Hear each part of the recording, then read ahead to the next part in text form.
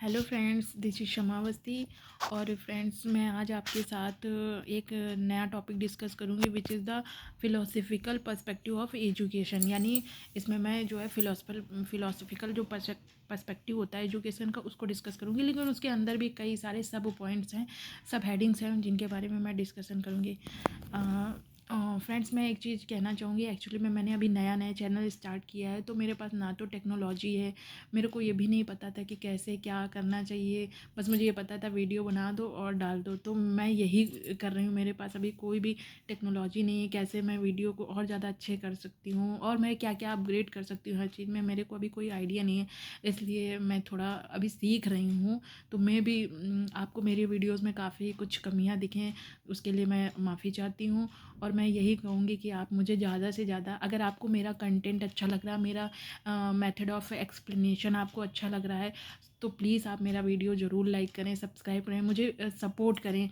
आप अगर ऐसा करोगे तो मुझे और ज़्यादा मोटिवेशन मिलेगा, ताकि मैं अपनी जो गलतियां हैं, जो कमियां हैं, उनमें सुधार करूँगी और अच्छे से अच्छे मैं आपके सामने प्रेजेंटेशन दे सकूँगी, मतलब आपको वीडियो एक्सप्लेन कर पाऊँगी, टॉपिक एक्सप्लेन कर पाऊँगी। लेकिन उसके पहले आप मुझे जो है मोटिवेट करें, मुझे सपोर्ट करें, ताकि मुझे और अच्छा लगे, मैं और हार्ड वर्क करूँ। तो without any delay I would like to explain my topic which is the philosophy. सबसे पहले मैं आपको ये बताना चाहूँगी कि फ़िलॉसफ़ी क्या होता है, यानी मीनिंग ऑफ फ़िलॉसफ़ी। सबसे पहले मैं आपको ये बताऊँगी मीनिंग ऑफ फ़िलॉसफ़ी क्या होता है। आप फ़िलॉसफ़ी को आप इस चीज़ से समझिए, philosophy is totally related to questioning. यानी कि जब हमारे दिमाग में अलग अलग फील्ड को लेके क्वेश्चंस उठने लगते हैं, तो उसको हम that is the part of philosophy. In philosophy we study the thinking, we study the vision. यानी बट थिंकिंग वो नॉर्मल थिंकिंग नहीं है कि नॉर्मली आप जो सोच रहे हैं वो फ़िलॉसफ़ी नहीं। हर एक चीज़ को लेके जो आपका हाईएस्ट लेवल ऑफ थिंकिंग है, that is the part of philosophy. Highest level of vision, हर चीज़ को देखने का जो नज़रिया है, that is the part of philosophy. तो फ़िलॉसफ़ी में क्या होता है, क्वेश्चंस माइंड में उठते हैं कि ऐसा क्यों हो रहा है, इसके पीछे क्या रीज़न है, उसका क्या सॉल्यूशंस क्या हो सकता है। That is the part of philosophy. तो इन फ़िलॉसफ़ी हम यही स्टडी करते हैं कि लोगों की जो थिंकिंग होती है, जो लोगों को हर चीज़ को देखने का जो नज़रिया है, दैट इज़ फ़िलॉसफ़ी। तो फ़िलॉसफ़ी का अगर आप शाब्दिक अर्थ देखेंगे तो philosophy is derived from two Greek word. First one is philos, second one is sophia. Philos means होता है लव एंड सोफिया मीन्स होता है wisdom. Means philosophy means love of wisdom. यानी कि जब आपके अंदर ज्ञान को लेके क्यूरियोसिटी हो, किसी चीज़ को जानने के लिए क्यूरियोसिटी हो, तो that is the part of philosophy. लिखा ना, philosophy is the search of knowledge and wisdom. यानी फिलॉसफी है क्या, जब आप हर चीज़ के पीछे का रीज़न आप जानने की कोशिश करते हैं, या जो कुछ भी नेचुरल आप देख रहे हैं तो उसके पीछे जो हैपनिंग्स है वो क्यों हो रही है, आप उसके पीछे रीज़न जानने की कोशिश करते हो। That is a part of philosophy. हम फिलॉसफी में इसी चीज़ की स्टडी करते हैं। देखिए, वैसे तो ये मीनिंग जो है, ये मतलब वेस्टर्न फ़िलॉसफ़ी के थ्रू है, मतलब ये वेस्टर्न फ़िलॉसफ़ी के अकॉर्डिंग जो है फ़िलॉसफ़ी का ये मतलब है। लेकिन इंडियन फ़िलॉसफ़ी का एक अपना अलग सेंस है। उनके अकॉर्डिंग फ़िलॉसफ़ी अलग चीज़ होती है, वेस्टर्न में फ़िलॉसफ़ी का अलग मतलब है। वेस्टर्न में क्या होता है, वो लोग ज़्यादा से ज़्यादा नॉलेज गेन करने पे फोकस करते हैं। वो ज़्यादा से ज़्यादा, हालांकि वो भी मतलब हर चीज़ के पीछे रीज़न ढूंढते हैं, लेकिन उनका मेन मकसद होता है नॉलेज गेन करना। क्योंकि according to ancient Greek, it was believe that by knowledge and understand man becomes wise. यानी कि जो व्यक्ति जितना ज़्यादा ज्ञान अर्जन कर लेता है, जितना ज़्यादा उसके अंदर अंडरस्टैंडिंग आती है, वो उतना ही ज़्यादा बुद्धिमान। यानी कि वेस्टर्न फिलॉसफी का मेन फोकस होता है नॉलेज गेन करने पर। बट इंडियन फिलॉसफी में क्या था, वो हर चीज़ को मतलब हर चीज़ के पीछे जो कुछ भी हो रहा है उसके पीछे रीज़न जानने की कोशिश करते हैं। उन रीजन्स के थ्रू वो सल्यूशंस को ढूंढते हैं और उसको जीवन में अप्लाई करने की कोशिश करते हैं। जैसे आप महात्मा बुद्ध को ले लीजिए, महावीर स्वामी को ले लीजिए। आपने लाइट ऑफ एशिया में पढ़ा है कि महात्मा बुद्ध ने 3-4 scene, I think, I am confuse, शायद 3 या 4 सीन्स देखे थे उन्होंने। इसके बाद वो बहुत ज़्यादा विचलित हो गए थे कि आखिर ऐसा क्यों होता है, जीवन में मृत्यु, मतलब ये जो जीवन मरण हो रहा है तो ये क्यों हो रहा है, लोग संसार दुखों से भरा हुआ है, दुख का कारण क्या है, लोगों के अंदर इतनी ज़्यादा इच्छाएं होती हैं, ये मतलब इस टाइप से जो उनके अंदर थिंकिंग आई जब उन्होंने ये सब देखा। That is a part of philosophy. ठीक, तो उन्होंने क्या किया, उनके अंदर ये मतलब क्या था, क्वेश्चनिंग आई कि आखिर ऐसा क्यों हो रहा है, ऐसा क्यों होता है। तो वो उनके अंदर उसके पीछे का लॉजिक जानने की जो क्यूरियोसिटी हुई, that is a part of philosophy. तो इंडियन फिलॉसफी में क्या होता है कि जो है ये लोग जो है हर चीज़ के पीछे रीज़न ढूंढते हैं, लेकिन सॉल्यूशंस भी ढूंढते हैं।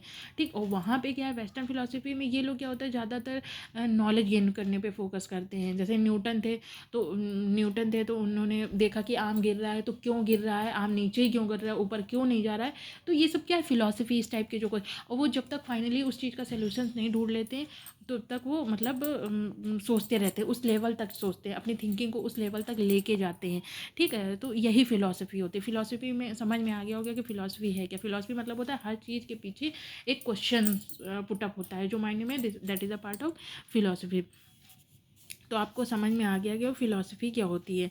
ठीक है, अब अगर डेफिनेशन ऑफ फ़िलॉसफ़ी आप, उसके पहले मैं फ़िलॉसफ़र बता देती हूँ क्या होता है। तो फ़िलॉसफ़र क्या होता है, जैसे इतनी बड़ी दुनिया है, इतने सारे लोग हैं, ज़रूरी नहीं कि सबके अंदर इतनी क्यूरियोसिटी हो हर चीज़ को जानने की, हर चीज़ के पीछे का लॉजिक जानने की, ज़रूरी नहीं। तो जिन लोगों के अंदर इस तरीके की क्यूरियसनेस होती है, जो हर चीज़ के पीछे का रीज़न जानने की कोशिश करते हैं, वो फ़िलॉसफ़र लिखा ना। A person who have a taste and curiosity to know and learn and never satisfied may be known as philosopher।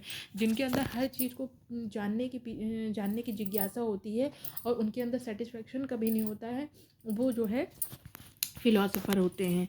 अब अगर डेफिनेशन की बात करो, डेफिनेशन तो सबसे पहले तो हम बात कर लेते हैं अकॉर्डिंग टू राधा कृष्णन ने क्या कहा था, philosophy is a logical inquiry into the nature of reality.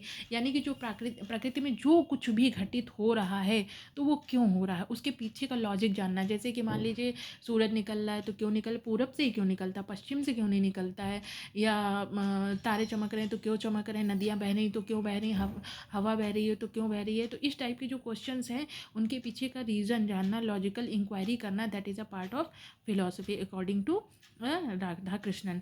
According to Fichte philosophy is the science of knowledge. अब जैसा कि ये वेस्टर्न है, वो इंडियन है। इंडियन में मैंने पहले ही बताया कि आपको इंडियन फिलोसफी की थिंकिंग दूसरी है, और वेस्टर्न फिलोसफी में उनका मेन मकसद होता है नॉलेज गेन करने पर।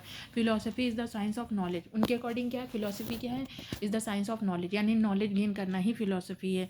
और अगर हम बात कर लेते हैं तो सोक्रेटिस ने क्या कहा था, सोक्रेटिस के according philosophy as daily activity, हमारी जो डेली एक्टिविटी हैं वो एज पार्ट ऑफ फिलोसफी ही है। प्लूटो ने क्या कहा था, who has a taste for knowledge and who is curious to learn and is never satisfied may be termed as philosophy philosopher. उनके अकॉर्डिंग फिलोसोफर की उन्होंने परिभाषा दी थी। एवरीवन हैज़ दियर फिलोसफी, और सबकी अपनी अपनी एक फ़िलोसफी होती है, यानी सबके अंदर हर एक चीज़ को देखने, समझने, उसके पीछे का लॉजिक जानने की अपनी अलग अलग टेंडेंसी होती है, अलग अलग थिंकिंग होती है। ओके, इसके बाद बात है technically philosopher are only those who can influence other through out ideas and actions. यानी कि फ़िलोसोफर जो होते हैं, जो उनकी थिंकिंग होती है, जो उनका विज़न होता है, जो उनकी एक्टिविटीज़ होती हैं और जो उनके आइडियाज़ होते हैं, उसके थ्रू वो जो है अन्य लोगों को इन्फ्लुएंस करते हैं। फिलोसफी इज़ द स्टडी और creation of theories about basic things such as nature of existence, knowledge, thought और about how people should live. यानी कि मतलब फ़िलासफ़ी क्या है, फ़िलासफ़ी इज़ द स्टडी और क्रिएशन। यानी फ़िलासफ़ी क्या, एक थ्योरेटिकल पार्ट है। थ्योरेटिकल पार्ट का मतलब हम हर चीज़ की स्टडी करते हैं कि आखिर ऐसा क्यों हो रहा है, उसके पीछे का रीज़न क्या है, that is a part of creation. लिखा है ना कि फिलोसफी इज़ द स्टडी और creation of the theories about basic, यानी जो कुछ भी बेसिक नेचुरल फिनोमिना होते हैं उनकी जो स्टडी करते हैं हम theoretically, that is a part of philosophy. Basic things जैसे जीवन है तो क्यों है, और जो हम मतलब जितना भी कुछ भी हो रहा है, जितना भी इस यूनिवर्स में, मतलब फ्रॉम हर टू यूनिवर्स जो कुछ भी हो रहा है उसके पीछे ऐसा क्यों है, ऐसा क्या हो रहा है, ऐसा क्यों होता है, ये सारी जो स्टडी है वो फिलोसफी के ही पार्ट है। हाउ पीपल शुड, हमें कैसे रहना चाहिए, हम जैसे रह रहे हैं क्या वो सही तरीका है। ठीक है, तो ये सब पार्ट हमारा फिलोसफी का ही है। मतलब हर डीप थिंकिंग होना, किसी चीज़ के बारे में बहुत गहराई से सोचना, that is a part of philosophy होता है हर चीज़ को बहुत गहराई से अध्ययन करना, that is a part of philosophy, है ना। तो आपको समझ में हो गया, मैं यही कोशिश कर रही थी ज़्यादा से ज़्यादा फिलोसफी को समझ सके। फिलोसफी मतलब दर्शन करना, डीप थिंकिंग करना, किसी भी चीज़ को लेके, कोई भी टॉपिक हो उसके बारे में बहुत ज़्यादा सोचना, उसका प्लस माइनस हर एक पॉइंट ऑफ व्यू से सोचना, that is a part of philosophy. Philosophy is a particular theory that someone has about how to live और deal with the particular situations. According to Aristotle, philosophy is a science which discovers the real nature of supernatural things.